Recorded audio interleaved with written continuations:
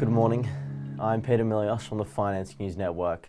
The S&P 500 and the Nasdaq Composite rose on Tuesday to notch their longest winning streaks in nearly 2 years and build on November's rally. The S&P 500 added 0.28%, while the Nasdaq jumped 0.9%. The Dow Jones Industrial Average edged up 0.17%. The S&P rose for a 7th consecutive day for the first time since the 8th-day win streak in November 2021, while the Nasdaq posted 8 days of wins for the first time since an 11-day win streak ended in November 2021.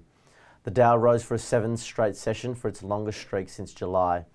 Datadog popped 28.5% for one of its best days on record after topping quarterly results and offering a strong outlook.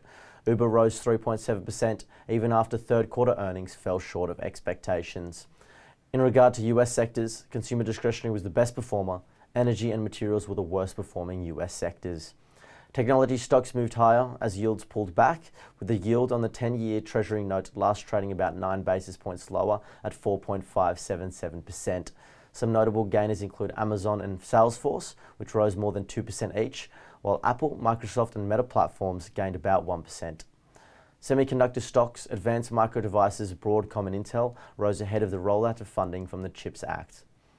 Elsewhere, Wall Street awaits more commentary from central bank speakers, including Federal Chair Jerome Powell. Quarterly results from Disney, Wynn Resorts and Occidental Petroleum are due out this week as well. With the 2024 US presidential election just a year away and the primary season commencing on Jan 15, Goldman Sachs Portfolio Strategy Research Team suggests that equity returns tend to be below average in the 12 months leading up to a presidential election, historically showing an average S&P 500 return of only 4% in election years since 1984. Defensive sectors have often performed better during this period, possibly due to the heightened uncertainty associated with presidential election run-ups. In commodity-related news, US crude prices have dropped nearly 4% to their lowest level since July due to weak economic data, despite concerns of the Israel-Hamas conflict potentially escalating into a broader regional conflict.